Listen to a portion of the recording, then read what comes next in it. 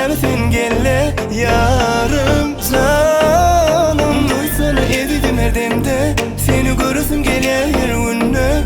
Yalı olup bu dünyamı sen gelle yarım canım.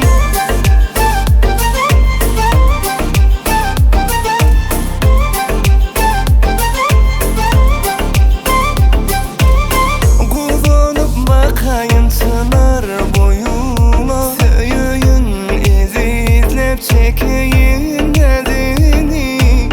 Bağıtlı ettin beni pek sevin bile, bilmedin ezizim sen baktın özüme. Bakay yıllarıp seyredeyim ana sana, yıldırsın yaraşan. Asa uz yörep geleysen bana sana, gülüm aşığın karaşan. Duysana evidim her demde, seni görürsün gelir her ünlü. Yalı olup bu dünyamı sen gelle yarım canım. Duysana evidim her demde, seni görürsün gelir her ünlü. Yalı olup bu dünyamı sen gelle yarım canım.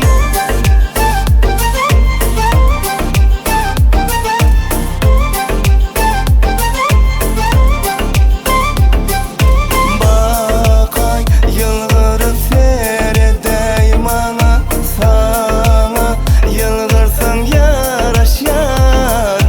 Asa uz yörep geleysen bana sana, gülüm aşığın karaşan. Duysana evidim her demde, seni görürsün gelir her ünlü.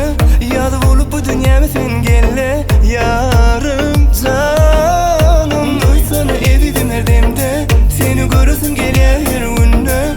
Yalı olup bu dünyamı sen gelle yarım canım. Binawarblog.com